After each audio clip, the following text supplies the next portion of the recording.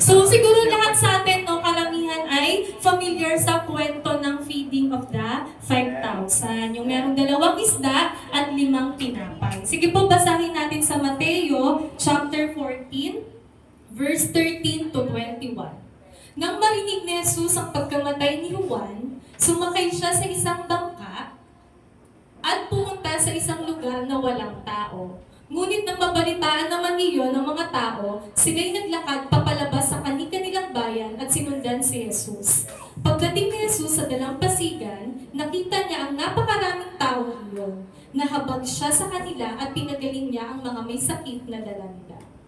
Next verse, nang gabing hapon na'y lumapit sa kanya ang mga alagad. Sinabi nila, malapit na pong lumubog ang araw at liblib ang lugar na ito. Papuntahin na po ninyo sa mga kalapit na nayon ang mga tao upang makabili ng kanilang makakain. Sabi sa verse 16, hindi na sila kailangang umalis. Bigyan ninyo sila ng makakain, sabi ni Jesus. Sumagot sila, wala po tayong pagkain, kundi 5 tinapay lamang at 2 isda. Dalhin ninyo ito, sabi niya. Pinaupo niya sa damuhan ng mga tao, kinuha ang 5 tinapay at 2 isda. Tumingala siya sa langit at nagpasalamat sa Diyos. Pinaghati-hati niya ang mga tinapay at iniutos sa mga alagad na ipamahagi iyon sa mga tao. Nakakain at nabusog ang lahat. Nang ipunin ng mga alagad ang natirang pagkain, nakapuno pa sila ng 12 kaing ng tinapay. May 5,000 lalaki ang nakakain, bukod pa sa mga babae at mga bata. So purihin ang Diyos sa kanyang banal na salita. Balik po tayo dun sa verse 13.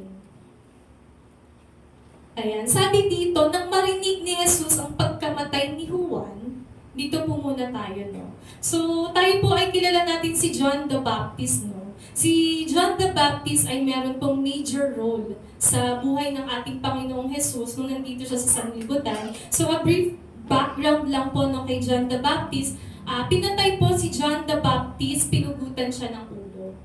So sa verse 13, nabasa natin dito, nabalitaan iyon ng Panginoong Jesus. And then, sumakay siya sa isang bangka at pumunta sa isang lugar na walang tao.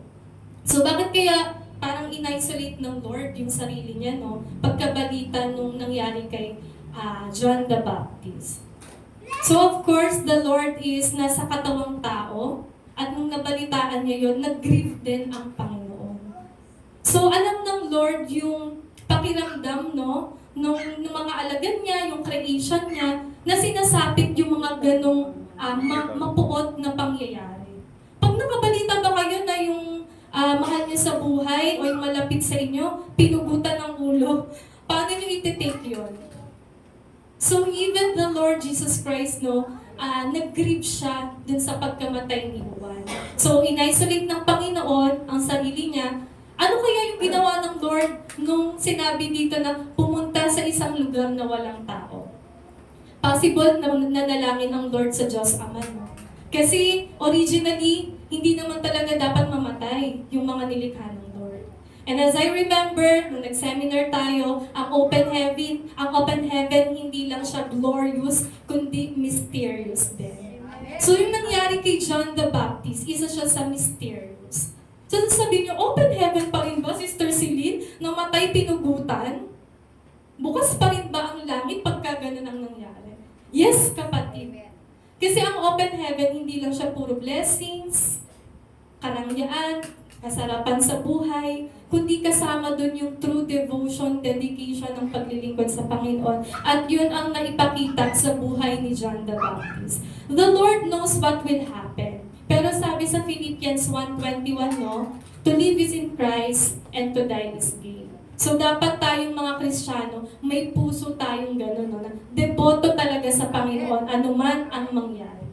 So kasi baka karamihan sa atin, ang i-interpret lang natin pag open heaven, bukas ang langit, pagpapala, hindi kapatid. Kasama doon kahit masasakit na pangyayari, may purpose yun. So the Lord, no, alam niya, Christ is not distant, He is deeply moved by our pain and limitations. Pero tulad ng inawit natin kanina, He tore the veil. He made the way.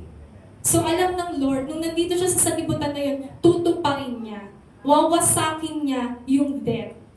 So at that very moment, balik tayo sa verse natin. Sabi dito, ngunit nang mabalitaan naman iyon ng mga tao, sila'y naglakad papalabas sa kanilang bayan at sinundan si Jesus. Pagdating ni Jesus sa dalampasigan, nakita niya ang napakaraming taong iyon. Nahabag siya sa kanila at pinagaling niya ang mga may sakit na dala nila. So gusto ko po i-emphasize dito yung word na nahabag siya sa kanila. Sabihin po natin, compassion. So meron ba tayo sa buhay natin minsan na gusto natin mapag-isa lang tayo kasi pagod tayo, meron tayong personal na pinagdadaanan. Ayoko, hindi ko muna i-involve yung sarili ko sa gawain. Ayoko, pastor, wag mo muna akong i-assign. Kasi meron ako dala-dala eh. I need to isolate myself. Pero dito, no, na-picture natin sa pangyayaring ito, ang Lord, ginawa rin naman niya yun. Diba? Pumunta sa isang lugar na walang tao. Pero ang sabi dito, sinundan siya ng napakaraming tao. At ang sabi pa, nahabag siya sa kanila at pinagaling niya ang mga may sakit na dala nila. Ang bilis naman mag-move on ni Lord. Nagtrabaho agad. Balik agad sa ministry. Pero yun po talaga. Pag tayo po ay may calling, may pagkatawag ng Panginoon, no matter what our situation, ano man yung pinagdadaanan natin, kapag may ibinigay ang Lord, puntahan mo to, kausapin mo to, may pumunta sa bahay mo, kailangan ng tulong, open arms, tanggapin natin. Hindi, ay wait lang sis, kasi ako rin may pinagdadaanan ako. Diba?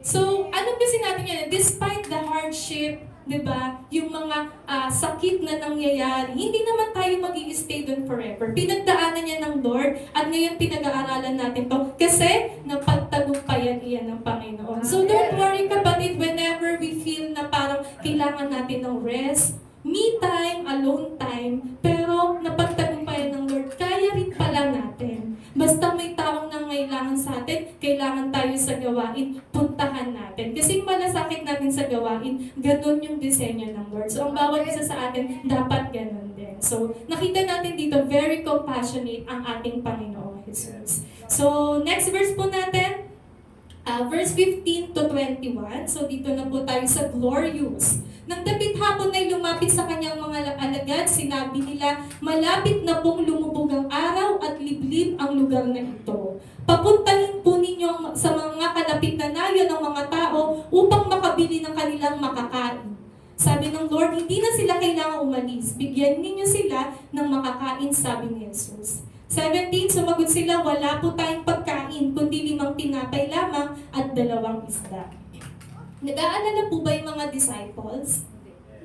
Nag-aalala sila. Kasi sabi nila, Lord, papuntahin nyo na sila sa mga kalapit na nayon para makabili na sila ng makakain. Kasi wala nang provided na food, di ba? Ang daming taong lumapit sa Panginoong Yesus eh. Pero sabi ng Lord sa verse 16, hindi na sila kailangang umalis. Bigyan ninyo sila ng makakain. So alam ng Lord may available. Sabihin natin available. Pero anong sabi ng mga disipulo? Wala po tayong pagkain, kundi tinapay lamang at 2 isda. Sino dito yung laging nagsasabing wala kahit meron? Tingnan mo nga kapatid, katabi mo? Mukhang wala ba yan? Ayan, so sabi dito, no, alam ng Lord na meron eh. Pero tayo minsan kahit meron, sinasabi natin wala. So sige, next verse po tayo. Ayan. Sabi sa verse 18, dalihin ninyo ito, sabi niya. Pinaupo niya sa damuhan ang mga tao, kinuha ang 5 tinapay at 2 isda, tumingala siya sa langit at nagpasalamat sa Diyos. So dito makikita natin, no, ano man yung meron tayo, dapat itinataas natin sa Panginoon at tinatanggap ng may pasasalamat. So ako po church, no, dati rin, kunwari, sardinas lang meron sa bahay. Ang ano ko lang dyan, wala kaming ulam. Pero meron. Diba? So, dapat talaga maiba yung mindset natin. Kasi alam naman ng Lord, meron ang Lord nagpo-provide everyday. Tayo lang yung talagang, ang tingin natin, shortage, scarcity. Pero meron naman talaga. So, dapat, no, alisin na natin yan, no, yung tulad ng mga isip ng mga, wala po tayong makakain. Pero alam ng Lord, meron. Yun yung 2 limang tinapay. So sabi ay, pinaupo niya sa damuhan ang mga tao, kinuha ang 5 tinapay at 2 isda. So i-receive natin. Hindi, ay ito lang. 100 lang, kulang pa. Magkano na bigas o mantika pa. Di ba? Di ba lagi tayo nagrereklamo? May 100 ka pero ang acknowledgement natin wala. 0. Sabi dito ng Lord, kinuha niya. Kinuha ang 5 tinapay at 2 isda. Tumingala siya sa langit at nagpasalamat sa Diyos. Open heaven po ba pag ganyan gagawin natin? Open heaven, papasok ang miracle ng Panginoon. Kasi marunong tayo yung gratitude. Kung ano yung meron tayo, itinataas natin sa Panginoon at ipinagpapasalamat natin. So nakita natin dito, the Lord blessed it at ipinagpasalamat niya ito sa Diyos. Next is, pinaghati-hati niya ang mga tinapay at inutos sa mga alagad na ipamahagi iyon sa mga tao. So the word pinaghati-hati, break it. Blessings are meant to be shared, not to be kept. Talaga ba, Sister Celine? Isang daan na nga lang eh, tapos isi-share ko pa. Diba? Ano, 50-50 kami, ano aabutin mo? Pero sabi ng Lord, pinaghati-hati. So mahalaga church na meron tayong mindset na ano man yung meron tayo, matuto tayong i-share, ibahagi sa mga kapatiran. Kasi ang blessings ng Panginoon, hindi yan para sa'yo lang. It is meant to be shared, not to be kept. Sige nga, sabi mo sa katabi mo, it is meant to be shared, not to be kept. Ayan, pinaghati-hati ng Lord. Next na makukuha po natin dito ay, ang utos ng Lord is give it. Sabi dito, at iniutos sa mga alagad na ipamahagi iyon sa mga tao. Ayan na nga mga kapatid. So ang sabi ng Lord, ipamahagi. Kasi alam niyo, ang blessing, no, ang cycle, kapag yan po ay natutunan nating ipamahagi, ipaghati-hati at ipamahagi sa iba, dumadami po talaga. So tulad nung nangyari ng miracle dito na napakaraming tao, ang sabi ang mga lalaki ay 5,000. Hindi pa counted yung mga babae at mga anak. So estimate around 15,000 more or less para sa 2 isda at 5 tinapay lamang. Sabi sa Kawikaan 11:24, ang taong mapagbigay ay lalong yumayaman, ngunit naghihirap ang tikom ng mga kamay. So ang Lord, pag nagpala pala siya, hindi lang pang sarili natin. Especially pag tayo talaga ay may relasyon sa Lord, no? Yung ministry talagang yung puso natin nandun. Andun yung pagbibigay natin, yung pag-share ng blessing. Kasi alam naman natin, hindi tayo owners ng mga blessing na kaloob ng Lord.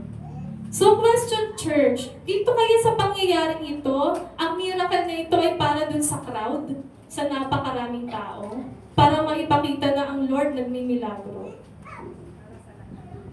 Alam nyo, yung miracle na ito ay mas nakafocus sa mga disciples. Kasi sa daming nung crowd, kung tayo ba pupunta, no, 5,000 mahigit, makikita pa ba nila yung ginagawa ng Lord? Kasi di ba layo-layo na yan eh. Pero ang tines ng Lord dito, yung mga disciples. Na kung ang mga disciples ay truly na magtitiwala sa Kanya, sabi kanina di ba, desolated area eh. Wala talaga, malayo sila sa bayan. So, yung 5 tinapay at 2 isda, kung yun ay ipagkakaloob nila, no, ibibigay, itataas nila sa Lord, ipagkakatiwala kaya nila. Kasi minsan, no, yung mga, we have nothing but a little bread and some fish, it is not enough to feed the crowd, sabi nila, di ba? We have nothing but our own limitations, our own small of view of what can do. We have nothing but ourselves. So yun minsan, no, ang gusto ng Lord, kung ano lang naman yung meron tayo, yun lang naman yung hinihingi niya. Hindi naman naghahanap ng Lord na meron ka bang ganito, ganyan. Minsan, church, yung sarili lang natin, inaantay ng Lord na i-offer natin sa Kanya. Pero minsan, ang tingin natin sa sarili natin, eto lang ako. Parang yung salita ng disciple kanina, wala po. Ay, eto lang ako, pastor, hindi ko kaya. So tulad ng ginawa dito na miracle ng Lord, diba? 2 isda, 5 tinapay. Napakain niya ang higit 5,000. Ganun din kapatid. Kahit sarili mo lang yung kaya mong i-offer sa Lord, gagamitin ka ng Panginoon. Imumultiply niya yung skills mo, para magamit kanya sa advancement ng kanyang kingdom. Amen. Kaya huwag natin maliitin yung sarili natin. Hindi ko kaya mag-opening prayer, Pastor. Nahiya ako kasi bulol ako. Tsaka Pastor, di ako graduate, nakakahiya. Hindi ko kaya. So dito, di ba, tinuturuan tayo ng Panginoon na huwag nating ilang. If you believe you have been blessed by the Lord, huwag mong ilang yung sarili mo. Sige, sabihin mo sa katabi mo, huwag mong ilang ang sarili mo. Ayan. Diba sasabihin mo, I'm a Christian, I'm follower of the Lord, pero minamaliit natin ang sarili natin. So minamaliit mo yung creation ng Lord? Dapat hindi. So, di ba, yun, ipagmalaki natin yung kung ano yung meron tayo kasi piyaya yun mula sa Panginoon. So, gamitin natin yon para sa kaluguran ng Panginoon. So, next po, nais ko na lang basahin. Your too little is the perfect starting point for His too much. So today, church, I want to remind each and every one of us na kung ano man meron tayo, itaas natin sa Lord. Kasi hindi natin alam kung paano gagamitin yung alam nating maliit, kakaunti, paano yun palalaguin ng Panginoon in His own way, hindi our way. So the miracle happens when we stop focusing on our shortage and trust in God's sufficiency. So yun lamang po mga kapatid, to God be all the glory. Praise the Lord.